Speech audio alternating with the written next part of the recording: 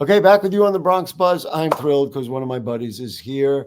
Let's see, I'll read all his credits. We do chronological order. 43 years is at the New York Daily News, former Bronx bureau chief at the Daily News. He is a journalist. And now currently, get this, the night weekend editor of the New York Daily News. It is my friend Cappy, Bob Kappstatter. Nice to see you. You're a hero in the Bronx. You know that. Oh, get out of here. But it's always nice to get be out back. of here. If I leave, you got no nice show. to see you again. Yes. Listen, so you put a photograph up there. We could talk about all the journalism and everything else, but you have consistently from then till now taken photographs. Now it looks to me like they're getting better and better.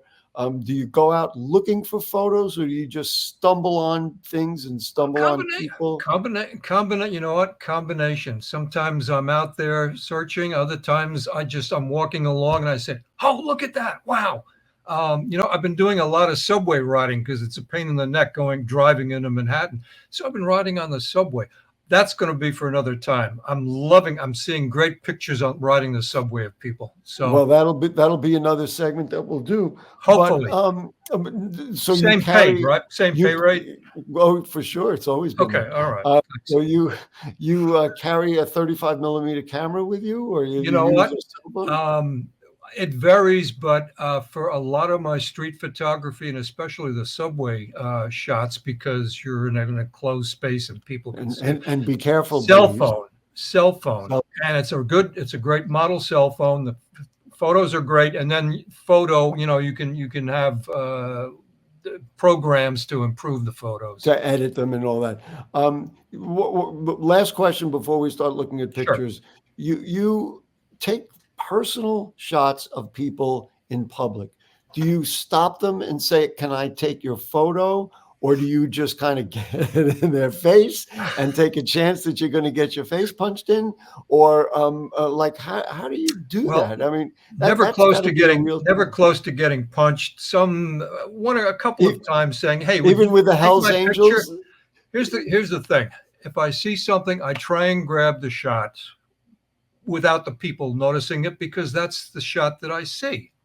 Sometimes or after, I'll walk up and I'll say, "Wow, hey, you look great. I'd love to take a photo. I love your outfit," or anything like that. Or that's I'd love, that's a great picture of you with your child. I'd love to take a picture. I can take a picture with your cell phone too, so you have it.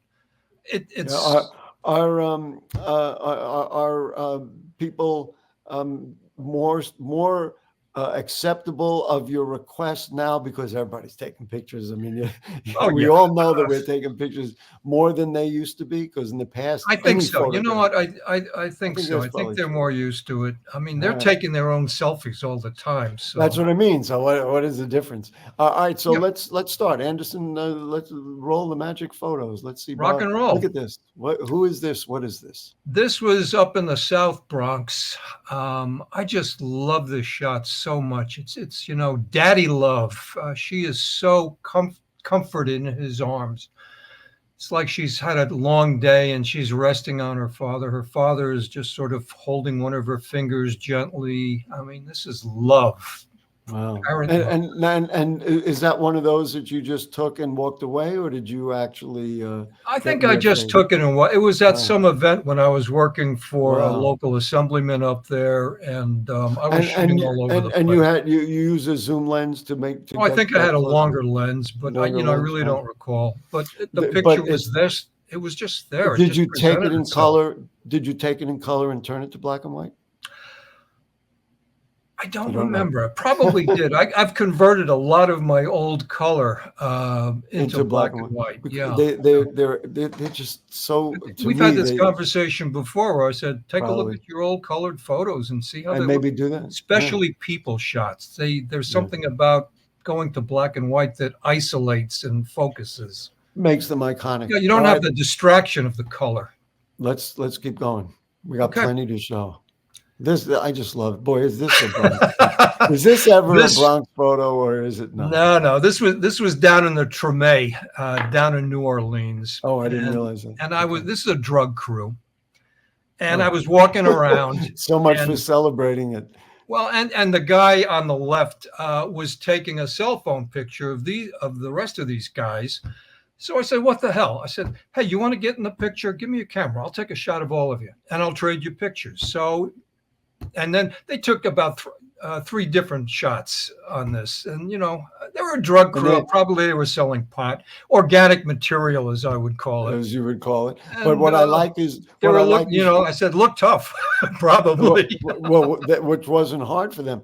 But I love the fact that you can see the guy's eye right underneath the hand. Oh yeah. Photo. Don't look at what his hand is doing. Oh, okay. All right. Let's see the next one. Okay. Oh, goodness. Oh, another favorite. This was at the annual remembrance for the Happy Land arson fire that killed 87 people. Huh. She lost 2 of her children in that fire, and she was just they marched from a local mass to across from where the site is, and there's a memorial there now. And Southern she was Boulevard just overcome with, you know, with everything and the remembrance and the black and white and the silver hair. And it just makes it iconic as a dramatic photo. And also it just, the composition, everything on that photo. I just love that. That's one of my classics. And so let's see, Southern Boulevard and right Southern Boulevard. I forget the cross street. I think it's East Tremont. Probably around there, yeah. Yeah, Cappy, just beautiful. Just beautiful. Thank you. Listen, I see all the photos that you put out and put up. We're only getting a sample of them. They're all just like that. All right, let's see the next. What do we got? Three Kings Day, making a very modern cell phone call. Yeah, this again, I've tried to put some of my most favorite shots up. I call this my South Bronx Angel. And sometimes I'll caption it, put me through. Is he is that in a schoolroom with it's in a church. It's in a church. Yeah. And here's this angel. He's on a cell phone. No, but he's on the cell phone. That's a modern Three Kings Day photo. All right, let's keep going. There's plenty. This is okay. I was doing a travel piece over in the Netherlands. And this granny was at a church where her granddaughter was getting married, and it was a gray, misty day outside, and she's standing in the doorway with this wonderful light coming in. It's almost like a Rembrandt light quality to this, and I just grabbed. I think I got the most 2 shots, and this is again. Wow, this is one of my artsy. Yeah. Now, portraits. did you? I guess you had to play with the background a little bit, that kind of thing. No, actually, I did not play with it. It was, it was dark, and I didn't really do that much editing on the photo. I might have on her face a little bit just to sharpen the features, but it's my Rembrandt portrait. You didn't ask her if you could try on the hat? No, she was just standing there. I say that joke. I say that joke. I don't think she spoke English anyway. Well, that probably is true. All right, I think we have one more photo to show, and let's. You got to cut me short. I got 5 more lined up. Okay. Well, we Okay, all right. So this is in East Berlin. I love this photo. Yes. This is in East Berlin. I was over there covering the fall of the wall and German reunification. And after the wall cracked open, the Russians were selling everything off before they had to pull out. And this was like a little street market. And I see this Boy Scout is got this Russian army officer's hat on. I mean, what could be a better? So we think that he bought that? Yeah. Oh, yeah. Actually, I bought one from my best buddy who was passed. I think I may ask his widow. Could I have that back, please? But really? See, I brought back a ton of cement. That's what I brought back with all the graffiti on it from the wall. And then I later found out later I found out that they threw asbestos into that stuff too. So I try not to handle it. So maybe you even discarded it.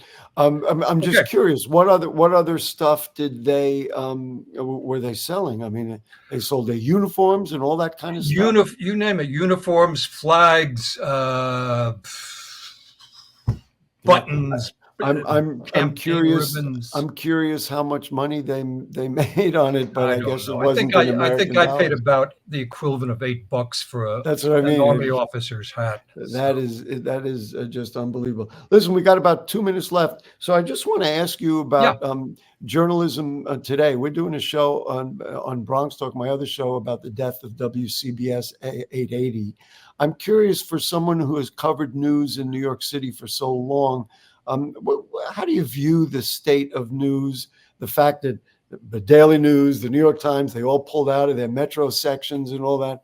And of course, you are well aware that they've cut back in a lot of the larger papers. The Daily News has laid off people after people we both know very well. What's your thought on the state of local news we're media? losing our freedom. Every day, more and more, we are losing our freedom from from the local weekly newspapers who dig out the local corruption and the local problems on the school board and everything, to these large papers that can afford investigative reporters. My concept of basic journalism is, it's pretty simple. There's two guys in an office, and they're scheming to do something wrong and illegal. But one of them said, well, wait a minute. What if the newspapers find out about this? Ah, And there's not that many newspapers that are going to be left. And that's a right. shame.